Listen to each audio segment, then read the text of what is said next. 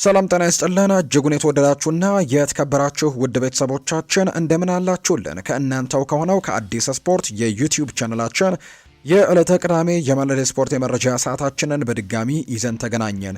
ስለምታደምጡን ከኛ ጋርም ስላላችሁ እጅጉን ከልብ አድርገን ነው የምናመሰግነው። ሌሊቱን በጣም በርከት ያሉ የዝውውር ጉዳዮች ሲወጡ ተመልክተናል። እነሱን ጉዳዮች በስፋት እናነሳለን።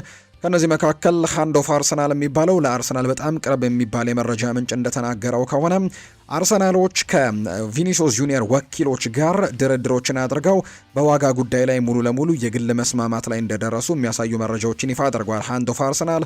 ነገር ግን አሁንም ቢሆን ሁሉም ውሳኔ የሚገኘው በቪኒሲዮስ ጁኒየር እጅ ላይ ነው።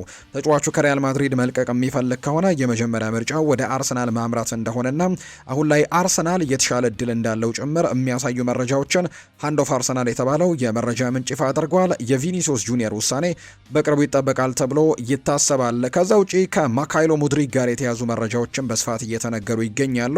በቼልሲ ቤት የሚቆይበት እድል እንዳለ ነው እየተነገረ የሚገኘው። ትናንትና እገዳው እንደተነሳለት የምታስታውሱት ጉዳይ ነው።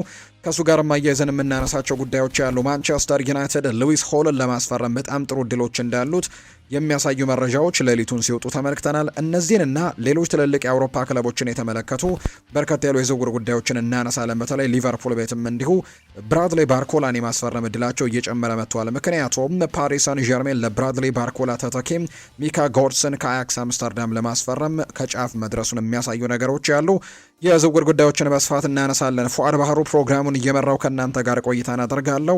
ቪዲዮአችንን ላይክ፣ ቻናላችንን ሰብስክራይብ እያደረጋችሁ ቆይታችሁን ከኛ ጋር አድርጉ። ሀሳብ አስተያየቶቻችሁን ኮሜንት ቦክስ ላይ ልታጋሩን ትችላላችሁ። ከመሸጋገሪያ በኋላ በድጋሚ ተመልሰን እንገናኛለን። አብረን እንቆይ።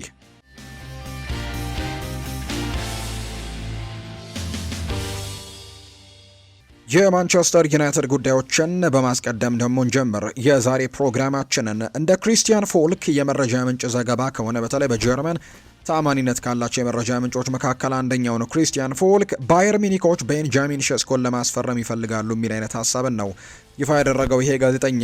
ስሎቬኒያዊው የማንቸስተር ዩናይትድ የአጥቂ ስፍራ ተጫዋች የሆነው ቤንጃሚን ሼስኮ የባየር ሚኒክ ለሃሪ ኬን የረጅም ጊዜ ምትክ ከሆኑ ተጫዋቾች ወይም አማራጮች መካከል አንደኛው ተደርጎ እንደሚቆጠር ነው የተናገረው። እርግጥ ነው በዚህ የክረምት ተጫዋቾች የዝውውር መስኮት ላይሆን ይችላል ባየር ሚኒክ እዚህ ተጫዋች ላይ እንቅስቃሴዎችን የሚያደርጉት፣ ነገር ግን ወደፊት ሃሪ ኬንን ለመተካት ከሚያስቧቸው የአጥቂ መስመር አማራጮች መካከል ቤንጃሚን ሼስኮ አንደኛው እንደሆነ ይፋ ተደርጓል።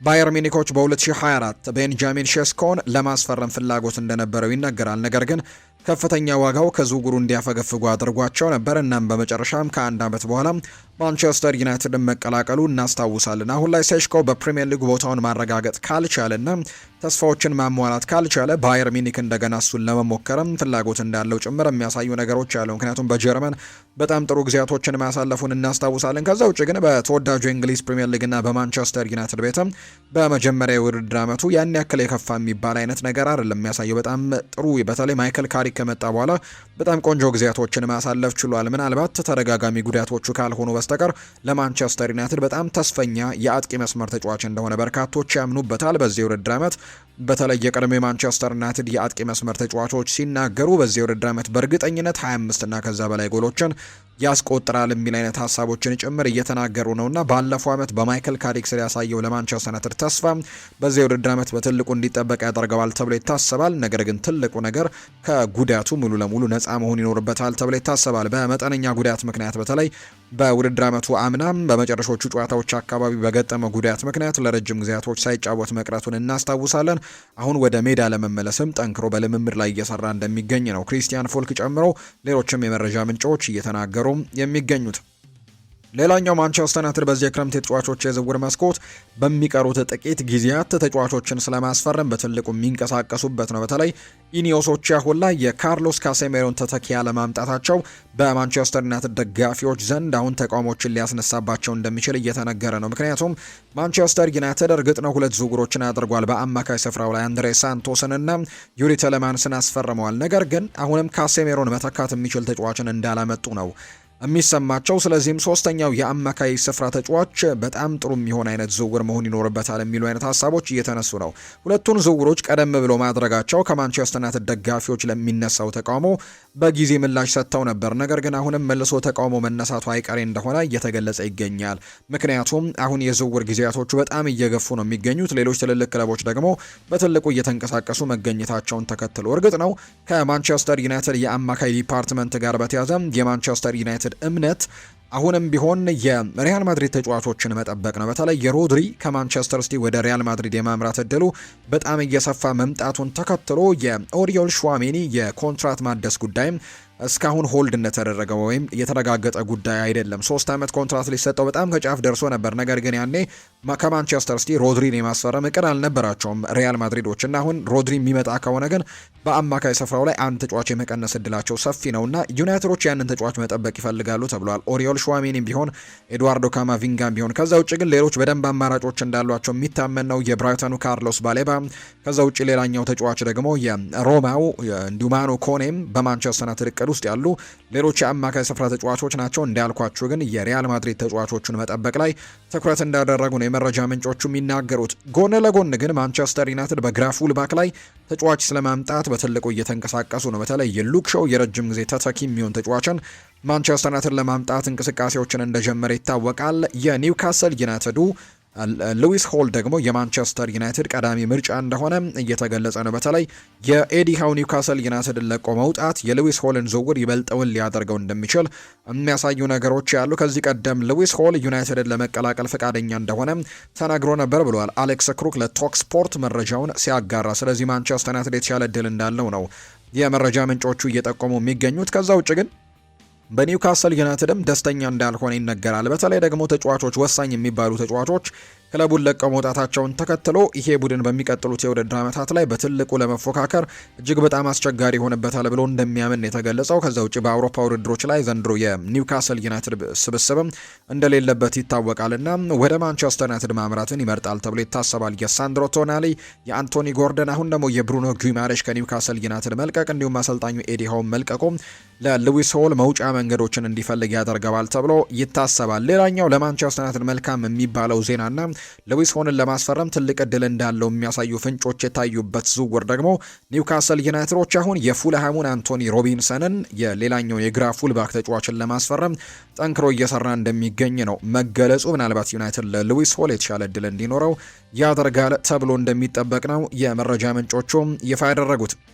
ጆሹዋ ዘርክዚ ከዩቬንቱስ የዝውውር ጭምጭምታዎች ጋር በተያዘ ምላሹን ሰጥቷል። ሰሞኑን ወደ ጣሊያን ሊያመራ ይችላል፣ ዩቬንቱስ ደግሞ መዳረሻው ሊሆን ይችላል የሚሉ ግምቶች በትልቁ ሲወጡ እንደነበር ተመልክተናል። ከጆሹዋ ዘርክዚ ጋር በተያዘ እንደ ማንቸስተር ዩናይትድ ባለ ትልቅ ክለቡ ስትጫወት የዝውውር ወሬዎች የእግር ኳስ አካል ናቸው።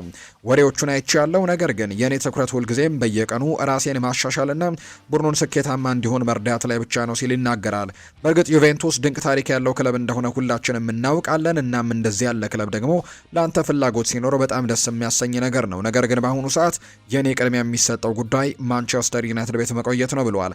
ከተጫዋቾች ከአሰልጣኝ ክፍሉና ከደጋፊዎች ጋር በጣም ጠንካራ ግንኙነትን ፈጠር ያለው እንዲሁም ደግሞ ተፎካካሪነትንና ድንቅ ፈተናዎችን ቢኖሩኝም እዚህ ባለኝ ጊዜ ግን በጣም ደስተኛ ነኝ።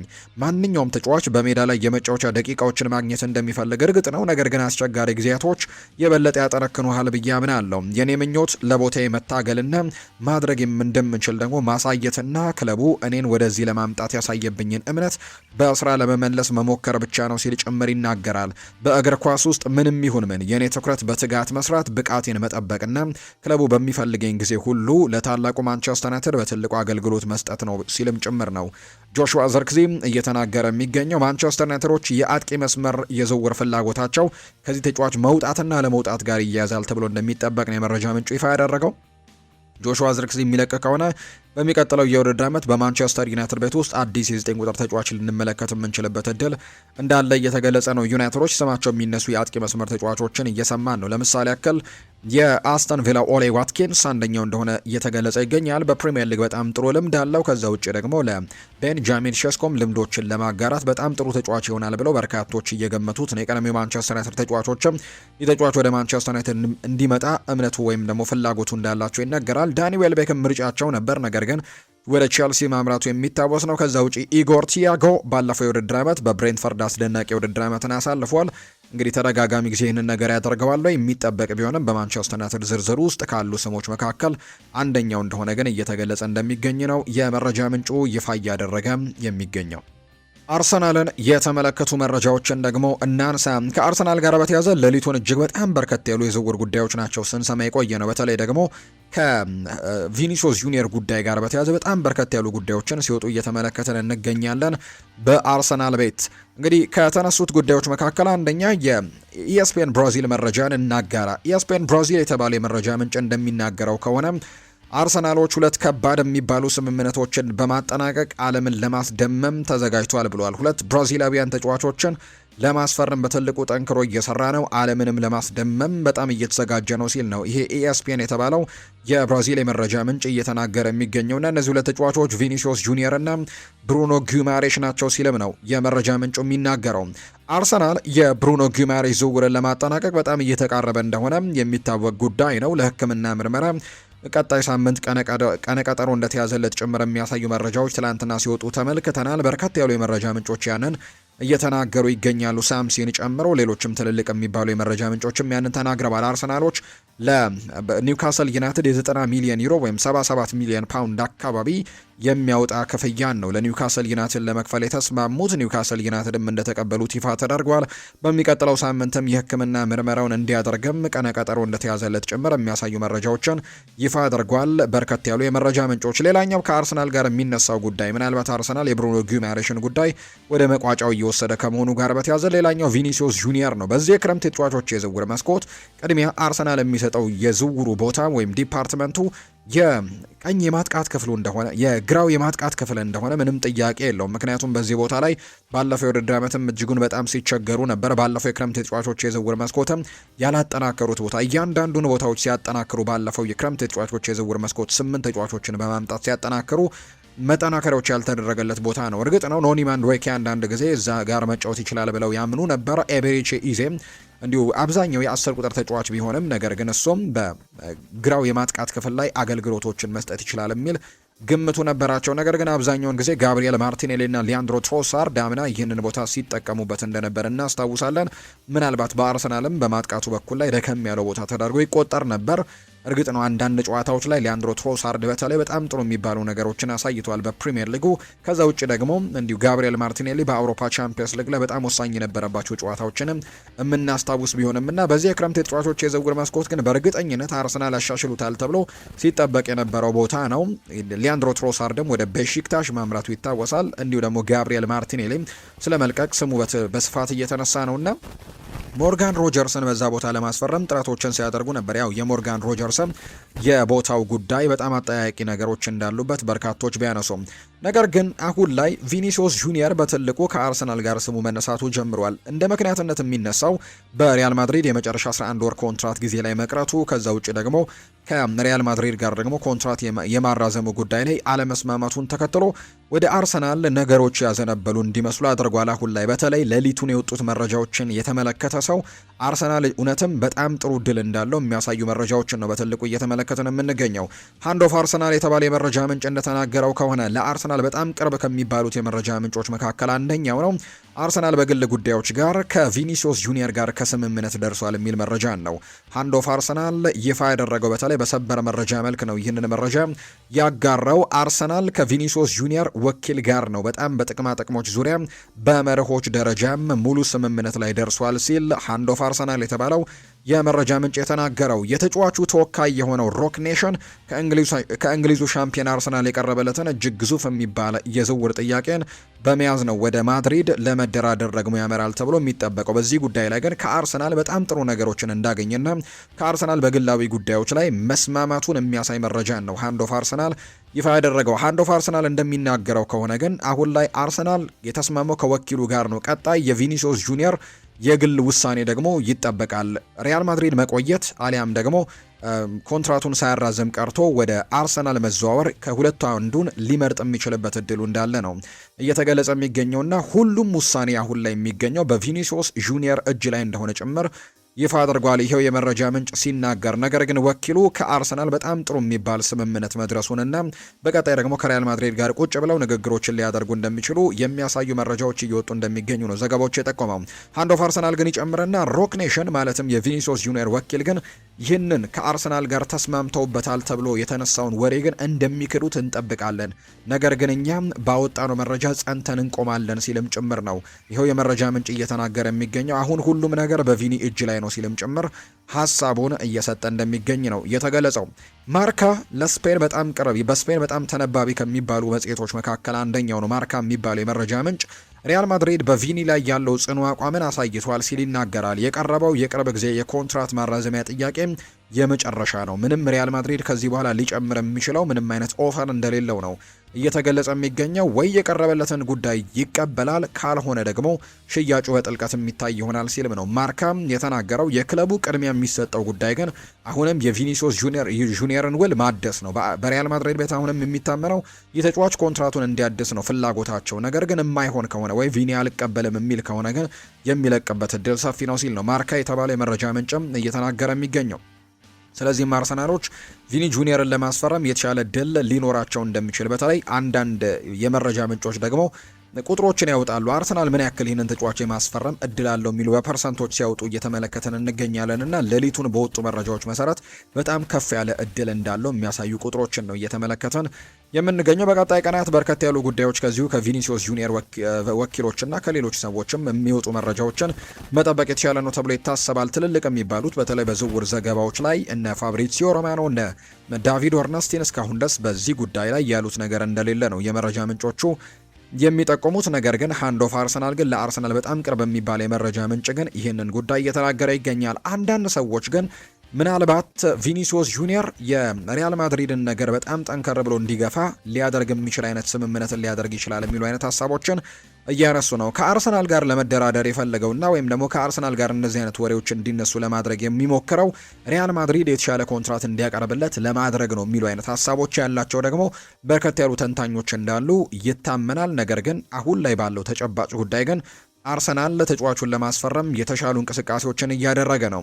የቪኒሲዮስ ጁኒየር ዝውውር ለአርሰናል ለማጠናቀቅ የሚጠይቀው ወጪ ከዝውውር ሂሳብ ከደሞዝ አንጻር ምናልባት በብሪቴን እግር ኳስ ታሪክ ውስጥ በጣም እጅግ ውዱ ካልሆነም ደግሞ ውድ ከሚባሉት መካከል አንደኛው ሊሆን እንደሚችል ምንም ጥርጥር የለውም። በአርሰናል ቤት ውስጥ ክለቡ ይህንን ዝውውር በተሳካ ሁኔታ ለመፈጸም የሚያስችል የፋይናንስ አቅም እንዳላቸው ጠንቅቀው ይረዳሉ ወይም ያምናሉ። እንዲሁም ደግሞ ተጫዋቹ ክለቡን ይቀላቀላል የሚል እምነት ነው ያላቸው። አሁን ላይ የአርሰናል ሰዎች ይህንን ተጫዋች የማስፈረም እድላችን ጥሩ ነው ብለው እንደሚሰማቸው ነው እየተገለጸ የሚገኘው። እንዳልኳችሁ ቅድም ሪያል ማድሪድ ለቪኒሲዮስ ጁኒየር የክለቡ የመጨረሻውን የኮንትራት ማራዘሚያ ጥያቄ ወይም የመጨረሻውን ፋይናል ኦፈር ነው እንዳቀረበለት የተነገረው። ከዚህ በኋላ ምንም አይነት አዲስ ጥያቄ አይቀርብለትም። ተጫዋቹ ይህንን ጥያቄ ይቀበላል፣ ካልሆነ ደግሞ ክለቡን አሁን ላይ ለመሸጥ በቁም ነገር እንዲያስብበት ያደርገዋል። ሪያል ማድሪድ የቪኒሲዮስ ጁኒየር ኮንትራትን የዝውውር ጉዳይ ግን ከዚህ በላይ እንዲጓተት በጭራሽ እንደማይፈቅዱ ቶሎ በአፋጣኝም ውሳኔ እንዲሰጥም እንደሚፈልጉ ጭምር የተናገሩት። ስለዚህ ተጫዋቹ ውሳኔውን በቶሎ እንዲያሳውቃቸው ፍላጎት አላቸው ተብሏል። ቪኒሲዮስ ጁኒየር የቀረበለትን የኮንትራት ማራዘሚያ ጥያቄ ውድቅ ካደረገ እንዲሁም በዚህ የዝውውር መስኮትም ሪያል ማድሪድን ለቆ ለመውጣት ፍቃደኛ ካልሆነ ግን ምናልባት እንግዲህ ሶስት አማራጮች እንደሰጡት የሚታወቅ ጉዳይ ነው። አንደኛው ጉዳይ ሪያል ማድሪድ ቤት ውስጥ ኮንትራቱን አራዝሞ መቆየት፣ ሁለተኛው ጉዳይ ከሪያል ማድሪድ ለቆ ሌሎች ክለቦችን መቀላቀልና መሸጥ፣ ሶስተኛው አማራጭ ደግሞ በክለብ ውስጥ የሚቆይ ከሆነ ግን ወይም ደግሞ ኮንትራቴንም አላራዝምም እዚሁ ነው የሚቀጥለው የሚል አይነት ሀሳብ ግን ካለው ግን በተቀያሪ ወንበር ላይ አመቱን ሊጨርስ እንደሚችል ነው ሀሳቦቻቸውን እየሰጡ የሚገኙት። በቀጣይ መወሰን ይኖርበታል ተብሎም ይጠበቃል። አርሰናል ለቪኒሲዮስ ጁኒየር ያለውን ፍላጎት ግን ወደ ይፋዊ የዝውውር ጥያቄ ከመቀየሩ በፊት መጀመሪያ ተጫዋቹ በሪያል ማድሪድ ቤት ያለውን የወደፊት ቆይታ ራሱ መወሰን አለበት ብለው እንደሚሰማቸው ነው እየተነገረ የሚገኘው። የኮንትራት ማራዘሚያ ድርድሩ በአሁኑ ሰዓት ሙሉ በሙሉ መዘጋቱ የተጠናቀቀ አይደለም፣ ወይም በሪያል ማድሪድና በቪኒ ጉዳይ ያለው እስካሁን ነገር አልተጠናቀቀም ወይም ድርድሩ አልቆምም እስካሁን ድረስ። ነገር ግን ከተጫዋቹ የአሁኑ ኮንትራት መጠናቀቂያ አንጻር ግን የስፔኑ ክለብ ይህንን የኮንትራት ፋይል በዚሁ ክረምት የዝውውር መስኮት ውስጥ በይፋ መቋጨት እንደሚፈልግ ነው የመረጃ ምንጮቹ እየጠቆሙ የሚገኙት። እናንተስ ውድ ቤተሰቦቻችን ከቪኒሲዮስ ጁኒየር ጉዳይ ጋር በተያያዘ ያላችሁ ሀሳብ ምንድነው? ኮሜንት ቦክስ ላይ ልታጋሩ ትችላላችሁ። አርሰናል እርግጥስ ይህንን ተጫዋች የማስፈረም ጥሩ እድል አለው ወይ? በትልቁ በጉጉት የሚጠበቅ ጉዳይ ነው። የእናንተን ሀሳብ ግን ኮሜንት ቦክስ ላይ ልታጋሩ ትችላላችሁ። የቼልሲን ጉዳዮች ደግሞ እንንገራችሁ ውድ ቤተሰቦቻችን። ቀጣይ ስለ የሙካይሎ ሙድሪክን በተመለከተ የቼልሲ እቅድ ምንድን ነው የሚለውን ጉዳይ እንመልከት። ቼልሲዎች በማካይሎ ሙድሪክ ጉዳይ ላይ ፈጣን ውሳኔዎችን ከማሳለፍ ይልቅ በነሐሴ ወር ያለውን አቋሙን በደንብ ለመገምገምም አስበዋል የሚል መረጃ ይፋ ተደርጓል። በቀጣዩ የውድድር ዘመን በዋናው ቡድን ስብስብ ውስጥ ይቆያል ወይስ ደግሞ በውሰት ወደ ሌላ ክለብ ያመራል የሚለውን ከዚህ ግምገማ በኋላ የሚታወቅ ጉዳይ ነው ተብሎ ይጠበቃል። የሙድሪክ ዋነኛ ፍላጎትና ትኩረት ግን አንድና አንድ ብቻ ነው፣ ሜዳ ላይ ገብቶ መጫወትና ያለውን አስደናቂ ችሎታ ለሁሉን ማሳየት እንደሆነ ጭምር ይፋ እየተደረገ ይገኛል። እንግዲህ ትናንትና ከወጡ መረጃዎች መካከል በትልቁ ሲነሱ ከነበሩት መረጃዎች መካከል አንደኛው ነው የሙካይሎ ሙድሪክ እገዳ መነሳቱ። እንግዲህ ይህ ተጫዋች ባለፉት 2 ዓመታት ወደ ሜዳ አልተመለከትነውም ነበር፣ እገዳ ተጥሎበት እንደነበር የምናስታውሰው ነው። ነገር ግን ትናንትና የእገዳ ተነስቶለታል። ሙድሪክ ያልተፈቀደ አበረታች ንጥረ ነገርን ወስዷል በሚል ነበር በእንግሊዝ ኤፍኤ ለ4 ዓመታት ከእግር ኳስ ታግዶ እንደነበር የሚታወሰው። ተጫዋቹ ውሳኔውን በመቃወም ጉዳዩን ወደ ካስ ወይም ደግሞ ወደ እግር ኳስ ገላጋይ ፍርድ ቤትም እንደወሰደውና ይግባኝ እንደጠየቀበት የሚታወስ ነው። አሁን ላይ ማካይሎ ሙድሪክ ተጥሎበት የነበረው እግድ እንደተነሳለትና ዳግም እንዲጫወትም እንደተፈቀደለት ነው የተገለጸው። ሙድሪክ ከ2 ዓመታት በኋላም ወደ እግር ኳስ የሚመለስ ይሆናል። ሙድሪክ በቀጣይ ወደ ሆንግ ኮንግ በማምራትም የቼልሲን የቅድመ ውድድር ዘመን ዝግጅትም ይቀላቀላል ተብሎ ይታሰባል። ተጫዋቹ እምነት ነበረው ይሄ ነገር እንዳልተፈጠረ ወይም ደግሞ አውቆ ያደረገው ነገር እንዳልሆነ በተደጋጋሚ ይገልጽ ነበር። ወደ ሜዳም በቅርብ ሊመለስ እንደሚችልም በተደጋጋሚ ጊዜ ይገልጽ ነበር። በቅርብ እንኳን ከ15 ቀን በፊት አንድ ቪዲዮ ለቆ ነበር። ልምምድ እያደረገ በግሉ በጣም ጠንክሮ እየሰራ እንደሆነ የሚያሳዩ ነገሮችን በደንብ አሳይቶ እንደነበር ይታወሳል። ከዛ ውጪ እናንተ ሰዎች ለምን እኔ ላይ ተስፋ ትቆርጣላችሁ? እኔ እንኳን ራሴ ላይ ተስፋ አልቆረጥኩም የሚል አይነት ሀሳብንም በተደጋጋሚ ጊዜ በሶሻል ሚዲያዎቹ ሲያጋራው የነበረ ጽሁፍ ነው። ትላንትና ያ እምነቱ የሰራለት ይመስላል። ወደ ሜዳ እንዲመለስ ፍቃድ እንዳገኘ ጭምር ነው የተገለጸውና በቀጣይ በቼልሲ ቤት እንግዲህ ያለፉትን 2 ዓመታት አለመጫወቱን ተከትሎ ከማች ፊትነሱ ጋር በተያዘ ወይም ደግሞ የአካል ብቃቱ ጋር በተያዘ ጥያቄዎች ሊነሱ ይችላሉ። እርግጥ ነው የቼልሲ ደጋፊዎች በጣም ከሚወዷቸው ተጫዋቾች መካከል አንደኛው ነው። ከሸካታር ዶኔስክ ቼልሲን ከተቀላቀለ በኋላ በትክክል ይሄ ነው የሚባል ትልቅ ነገርን አድርጓል ተብሎ አይታመንም በቼልሲ ቤት። እንደውም በርካቶች የአቋም መውረድ ገጥሞታል የሚሉ አይነት ሀሳቦች ነበራቸው። ነገር ግን በቼልሲ ቤት በጣም ከሚወደዱ ተጫዋቾች መካከል አንደኛው ተደርጎ ይቆጠራል ሙካይሎ ሙድሪክና በጣም የመሻሻል ተስፋ አለው ብለው ያስባሉ ይህንን ተጫዋችና አሁንም ቢሆን በቼልሲ ቤት እንዲቆይ ፍላጎታቸው ነው የቼልሲ በርከት ያሉ ደጋፊዎች። በዚህ ምክንያትም በቀጣይ የቻቪ አሎንዞ ውሳኔ ምን ይሆናል ተብሎ ይጠበቃል። እንግዲህ ለ2 ዓመታት ኳስ አለመጫወቱን ተከትሎ በተለይ በትልልቅ ውድድሮች ላይ አለመጫወቱን ተከትሎ ምናልባት ያንን ነገር ለማምጣት የተወሰኑ ጊዜያቶች ሊወስዱበት እንደሚችል ይታመናልና የቻቪ አሎንዞና የሙድሪክ ጉዳይ በቀጣይ ይወሰናል ተብሎ ይታሰባል። ዘ አትሌቲክ ግን ትናንትና ይዞት በወጣው መረጃ መሰረት ቻቪ አሎንዞ ሙካይሎ ሙድሪክን በእቅዶች ውስጥ እንዴት እንደሚካተትና ምን አይነት ሚና ሊኖረው እንደሚችል የመጨረሻ ውሳኔ ከመስጠቱ በፊት ተጫዋቹን ሜዳ ላይ በደንብ ለመመልከትም ተጨማሪ ጊዜን ይፈልጋል ተብሏል። ይህንን ሂደትና ግምገማ ለመጀመርም ሙድሪክ ከቡድኑ ጋር በመሆን ወደ ኤዥያና አውስትራሊያ በሚደረገው የቅድመ ውድድር ዘመን ወይም ፕሪሲዝን ጉዞ እንደሚካፈል ነው የሚጠበቀው። በነዛ ጊዜያቶች ላይ በፕሪሲዝኑ ላይ የሚያሳየው አቋም ሙካይሎ ሙድሪክ በክለቡ እንዲቆይና ወይም ደግሞ በውሰት እንዲሰጥ ሊያደርግ የሚችል አይነት ውሳኔ ይወሰናል ተብሎ ይጠበቃል። ሙካይሎ ሙድሪክ እግዱ ግን እንደተነሳለት ነው ትናንትና የተረጋገጠው። አውቄ የወሰድኩት አንድም ንጥረ ነገር የለም ይላል ሙካይሎ ሙድሪክ ሲናገር። የ4 ዓመታት እግዱ የተነሳለት ማካይሎ ሙድሪክ የህይወት የፈታኙ ወቅት ነበር ሲል ነው በማህበራዊ ትስስር ገጹ ላይ ይፋ ያደረገው። ከዓመታት ትግል በኋላ ተጥሎብኝ የነበረው የ4 ዓመታት እግድ ተነስቶልኛል፣ ወደ ሜዳ ለመመለስ አሁን ነፃ ነኝ ሲልም ነው ሙድሪክ የሚናገረው። ስለ ጉዳዩ አንስቶም አውቄ ወይም አስቤበት የወሰድኩት አንድም ንጥረ ነገር የለም ሲልም ይናገራል። አሁን ሙሉ ትኩረቴ ወደ እግር ኳስ መመለስ፣ ጠንክሮ መስራትና ሜዳ ላይ ተጽዕኖ መፍጠር ብቻ ነው ሲልም ጭምር ይናገራል። ቼልሲም እንዲሁ ከሙካይሎ ሙድሪክ ጋር በተያዘ መግለጫን አውጥቷል። ቼልሲ ከማካይሎ ሙድሪክ ጋር የተያዘውን ይህንን እልባት ማግኘቱን በተመለከተ በእንግሊዝ እግር ኳስ ኤፍኤም የተሰጠውን ይፋዊ መግለጫን ተቀብሏል።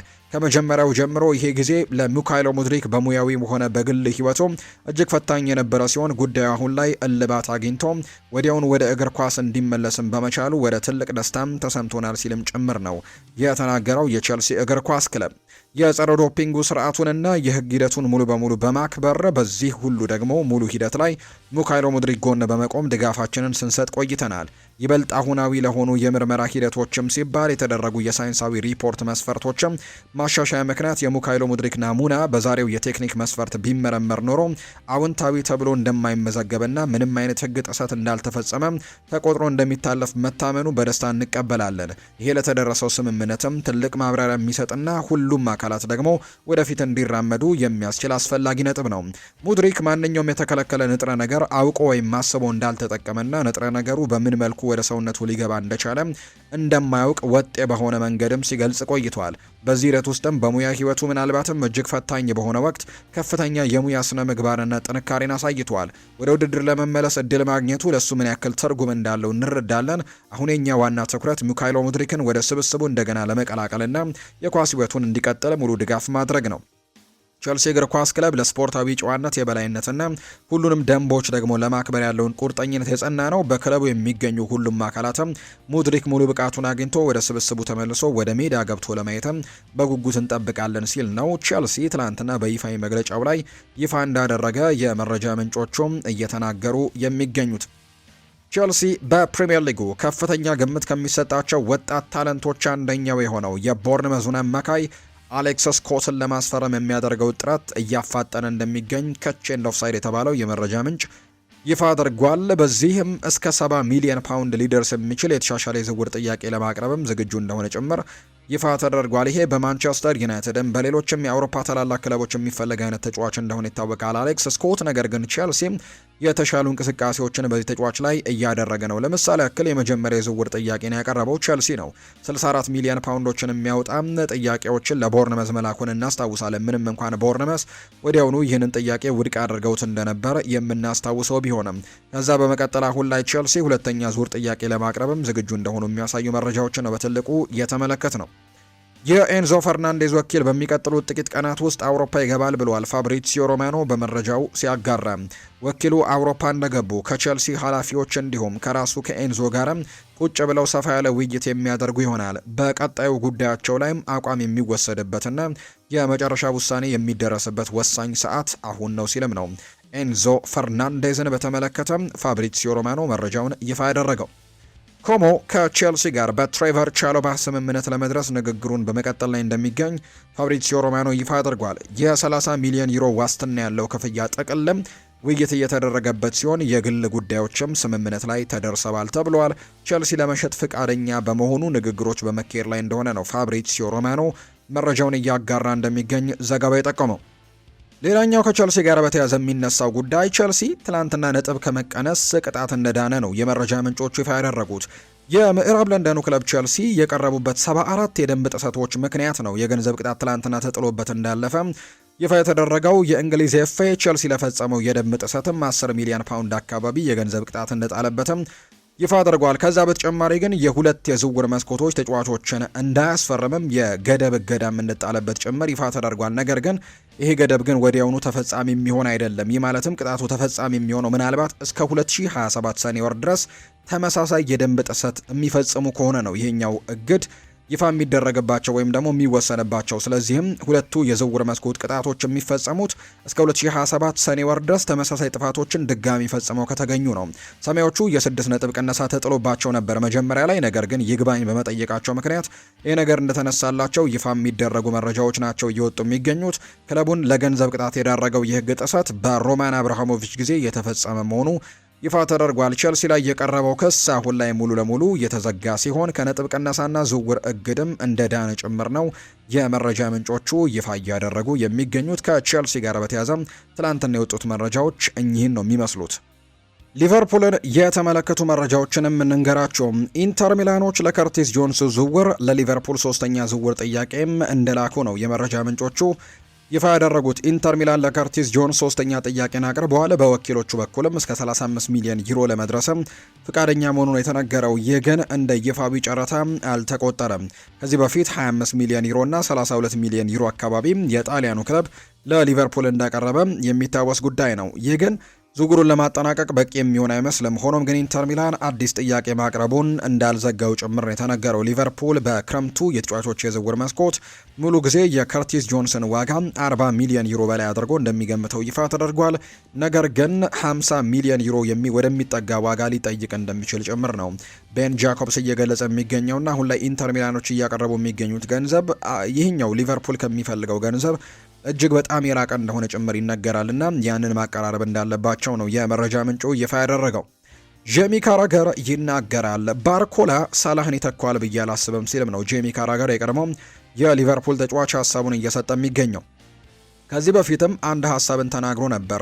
ሊቨርፑሎች ብራድሌ ባርኮላን ከማስፈረም ይልቅ ሞሐመድ ሳላህን መተካት የሚችል የቀይ መስመር የክንፍ መስመር ተጫዋች ቢያስፈርሙ የተሻለ ነው። ብራድሌ ባርኮላ በቀኝ መስመር ላይ ከመሰለፍ ይልቅ በግራ መስመር ላይ መሰለፍን የሚመርጥ አይነት ተጫዋች ነው ሲልም እንደነበር የምናስታውሰው ነው።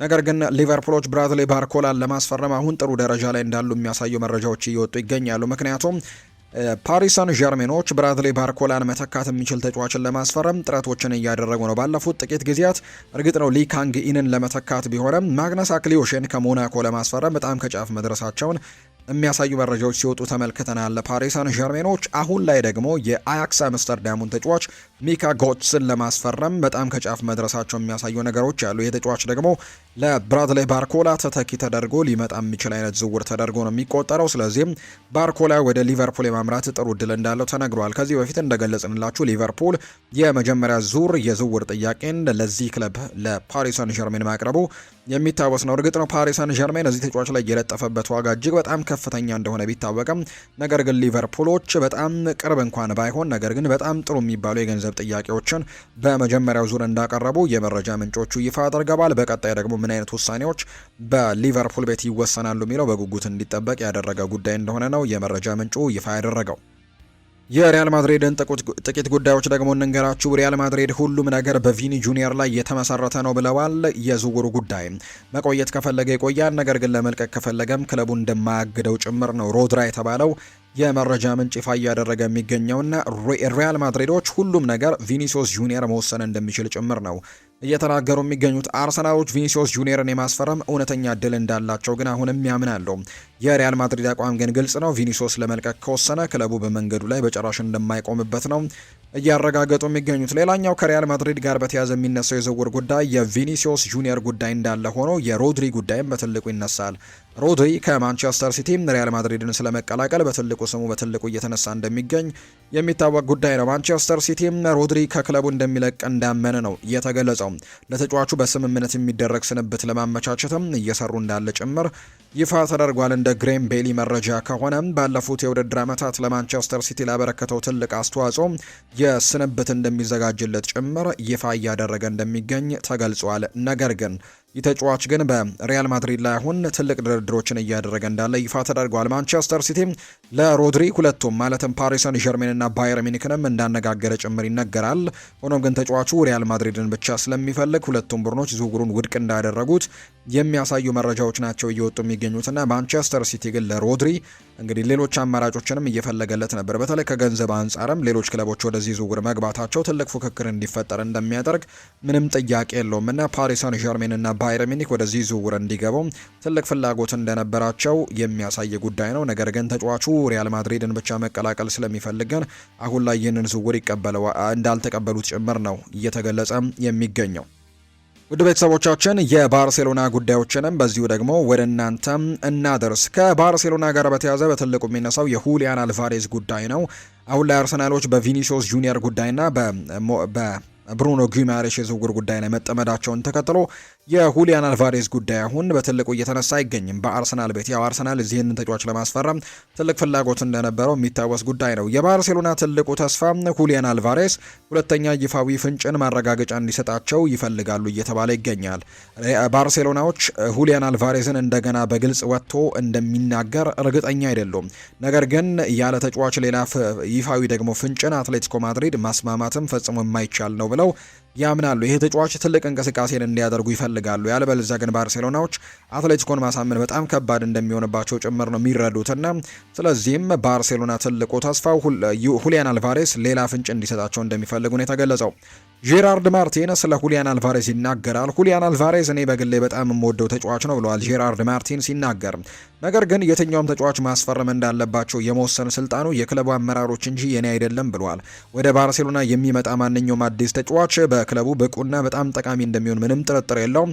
ሁሊያን ቢመጣ ደግሞ በጣም ተጠቃሚ እንደሚሆን ተስፋ አደርጋለሁ። ምክንያቱም እኛ በጣም እንወደዋለን ሁሊያን አልቫሬዝን፣ እኔ ለምሳሌ በግሌ በጣም ወደዋለሁ ሲልም ነው ጄራርድ ማርቲን የባርሴሎናው ተጫዋች ስለ ሁሊያን አልቫሬዝ ዝውውር የተናገረው። በባርሴሎና እንድትቀጥል ያሳመነህ ማን ነው ተብሎ ነበር ወንቸክ ሼዝኒ። እኔ ራሴና ሃንስ ፍሊክ ብለዋል። ነገር ግን በመጨረሻም ከዚህ በኋላ ማድረግ እንደማልችልን ቢሰማኝ አላደርገውም ነበር፣ ማንም ሊያሳምነኝም አይችልም ነበር፣ ስለዚህ የራሴ እምነትም አለበት ሲልም ጭምር ይናገራል። አሁንም በከፍተኛ ደረጃ ብቃቴን ለማሳየት ዝግጁ እንደሆንኩኝ ነው የሚሰማኝ። ልምዴን ተጠቅሜ ቡድኑን መርዳት የምችል ይመስለኛል። ቀደም ሲል እንዳልኩት ጠቃሚ ሆኜ መርዳት እስከቻልኩኝ ድረስም የዚህ ቡድን አካል ሆኜ መቀጠልን እመርጣለሁ። ጠቃሚ ማልሆነበት ሰዓት ላይ ስደርስ ግን ክለቡን ለቅቄ እወጣለሁ ሲልም ጭምር ነው ሀሳቡን እየሰጠ የሚገኘው። ይህን ሀሳብ የተናገረው ግብ ጠባቂው ወንቸክ ሼዝኒ ነው። የማንቸስተር ሲቲንም ጉዳዮች እንመልከት። አንቷን ሴሜኒዮ ይናገራል። ጥሩ የአካል ብቃት ላይ እንደሆንኩኝ ይሰማኛል ብሏል ሴሜኒዮ። እናም በቂ እረፍትም እንዳገኘውኝ ያስባለሁ። አሰልጣኙ ዘና ለማለትና ለማገገም የጥቂት ሳምንታት እረፍት ሰጥተውኝ ነበር። ስለዚህም አሁን ላይ ወደ ቡድኑ በመመለስ ደስተኛ ነኝ። እናም አዲሱን የውድድር ዘመን በጉጉት እጠብቀዋለሁ ብሏል አንቷን ሴሜኒዮ ሲናገር። በኤዥያ ስለሚደረገው የቅድመ ውድድር ዝግጅት ሲናገር ክለቡ በዓለም አቀፍ ደረጃ ትልቅና በርካታ ደጋፊ ያለው ነው። ከኤርፖርት ወደ ሆቴል ስንሄድም ያን ያክል ህዝብ ወጥቶ ሲቀበለን ማየት እዚህ ምን ያክል ትልቅ ድጋፍ እንዳለን የሚያሳይ ነው። በደጋፊዎቻችን ፊት ለመጫወትም በጣም ጓግተናል ነው ያለው አንቷን ሴሜኒዮ። ከኤንዞ ማሬስካ ጋር ስለመስራትም ተጠይቆ አንቷን ሴሜኒዮ ሲናገር በጣም ጥሩና በዝርዝር ስልጠናዎች ላይ እያተኮረ ነው ብለዋል። ዝርዝሮችን በትኩረት ይከታተላል፣ እናም ሁሉም ነገር በፍጹምና ትክክል መሆኑንም ያረጋግጣል ብለዋል። ይህም ከፔፕ ጓርዲዮላ ዘይቤ ጋር በጣም ተመሳሳይ ነው። ይህ ለኛ እንደ ተጫዋቾችም በጣም ጥሩ ነው። በዚህም በጣም ደስተኛ ነኝ ሲል አንቷን ሴሜኒዮ ይናገራል። ኤንዞ ማሬስካም ስለ ሮድሪ ሀሳባቸውን ሰጥተዋል። ስለኛ እጅግ በጣም አስፈላጊ ተጫዋች ነው። በዓለም ላይ ያለ ማንኛውም አሰልጣኝ ሮድሪን ይፈልገዋል፣ ምክንያቱም ከፍተኛ ደረጃ ያለው ተጫዋች ስለሆነ። ስለዚህም ሮድሪ ለኔ ለክለቡና ለሁሉም ሰው በጣም አስፈላጊ ነው። አሁን ግን የእረፍት ጊዜን ይፈልጋል። በየ3 ቀኑ ደግሞ መጫወት ስንጀምር ይሄ ወሳኝ ይሆናል ሲልም ነው ማሬስካ የሚናገረው። ሩበን ዲያስ፣ ማቴዎስ ኑኔስ፣ ኦማር ማርሙሽ ቡድናችንን ይቀላቀላሉ። ነገር ግን ቡድኑን ዘግይተው ስለሚቀላቀሉ ከኢንተር ጋር ከሚደረገው ጨዋታ ግን ውጪ እንደሆኑ ላረጋግጥላችሁ ፈልጋለሁ ነው ያለው። ሮድሪ በማንቸስተር ሲቲ ውሉን ያድስ እንደሆነ ከሁጎ ቪየና ጋር ተነጋግረሃል የሚል ጥያቄም ቀርቦለት ነበር። ከዚህ በፊት እንደተናገርኩት ከውድድር ዘመኑ መጨረሻ በኋላ ዋናው ትኩረት ዓለም ዋንጫው ነበር። አሁን ደግሞ ከውድድሩ በኋላ በቀዶ ጥገናው ምክንያት በማገገም ሂደት ላይ ነው። እናም በሮድሪ ላይ ብቻ የሚያተኩር ምንም አይነት ውይይት አላደረግንም ሲልም ነው የተናገረው ማሬስካ። ስለ ሮድሪ ወደፊት እጣ ፈንታም ተጠይቆ በአሁኑ ጊዜ ስለ ሮድሪ የሚነገረው ነገር ሁሉ ግምታዊ ብቻ ነው። ሮድሪ ባለፈው ሰኞ ቀዶ ጥገና ተደርጎለታል። እናም ሁሉም ነገር በጥሩ ሁኔታ እየሄደ ነው ይመስለኝ። ከቀዶ ጥገናው ካገገመው በኋላ በቂ ረፍት ካደረገ በኋላ ወደኛ እንደሚመለስ ተስፋ አደርጋለሁ ሲልም ይናገራል ኤንዞ ማሬስካ። ማንቸስተር ሲቲም ከኤሊዮት አንደርሰን በተጨማሪ ሌላ አማካይ ተጫዋች የማስፈረም ፍላጎት አለው ወይ ተብሎም ተጠይቆ ነበር ኤንዞ ማሬስካ። ከሁጎ ቪየና እና ከክለቡ ጋር ስለ አንዳንድ ኢላማዎች እየተነጋገርን ነው። የዝውውር መስኮቱ ሲከፈት የተለመደ ነው። ማንኛውም ነገር ሊፈጠር ይችላል። በእርግጠኝነት አንዳንድ ፊርማዎችን እናደርጋለን፣ እናም የተለያዩ ቦታዎችንም ለማጠናከር እንሞክራለን ሲል ነው ኤንዞ ማሬስካ የሚናገረው። ማንቸስተር ሲቲ በዚህ ክረምት ምን ያክል ተጫዋቾችን ለማስፈረም አቅደዋለም ተብሎ ተጠይቆ ነበር። ማሬስካ ሲናገር አሁን ላይ አላውቅም፣ እንደምታውቁት እዚህ ብዙ ወጣት ተጫዋቾች ያሉን፣ ነገ 3 የመጀመሪያ ቡድን ተጫዋቾች ይቀላቀሉናል፣ ከዚያም የቀሩት ደግሞ ቀስ በቀስ ይመለሳሉ። በአሁኑ ጊዜ ካሉን ተጫዋቾች ጋር ነው በመስራት ላይ የሚገኘው ሲል ማሬስካ ይናገራል። ፊፋ የውድድሮችን ድርሻ ለኢንቨስተሮች ለመሸጥ ስላቀደው ጉዳይስ ምን ትላለህ ተብሎ ነበር። እውነቱን ለመናገር ትክክለኛው ዝርዝር መረጃን ስለማላውቅ ስለዚህ ጉዳይ ብዙ መናገር አልችልም። ማንቸስተር ሲቲን ከተቀላቀልኩኝ ጀምሮ ትኩረቴ ከኢንተር ሚላን ጋር በምናደርገው ጨዋታ ላይ ነው። በስልጠናና ከዚያ በኋላ ለሚደረጉ ጨዋታዎችን በመዘጋጀት ላይ ነው ትኩረቴን ያደረግኩት። ስለዚህ ትክክለኛውን መልስ ለመስጠት የሚያስችል በቂ መረጃው እንኳን የለኝም ሲልም ነው የተናገረው ኤንዞ ማሬስካ። ማሬስካ ይቀጥልና ስለ ዛሬው ጨዋታ ሲናገርም የዛሬው ጨዋታ የመጀመሪያችን ነው። ይህ ጨዋታ ሁልጊዜም ለማደግ ለመሻሻል የምንሞክርበት እድል ነው። እንደዚህ አይነት ጨዋታዎችን መጫወት አቋምን ለመፈተሽ አስፈላጊ ነው ብዬ አስባለሁ። እዚህ በመገኘታችን እዚህ ለአዲሱ የውድድር ዘመን በመዘጋጀታችንና ነገ ደግሞ ለጨዋታው ስላለብን ደስተኞች ነን ሲል ይናገራል።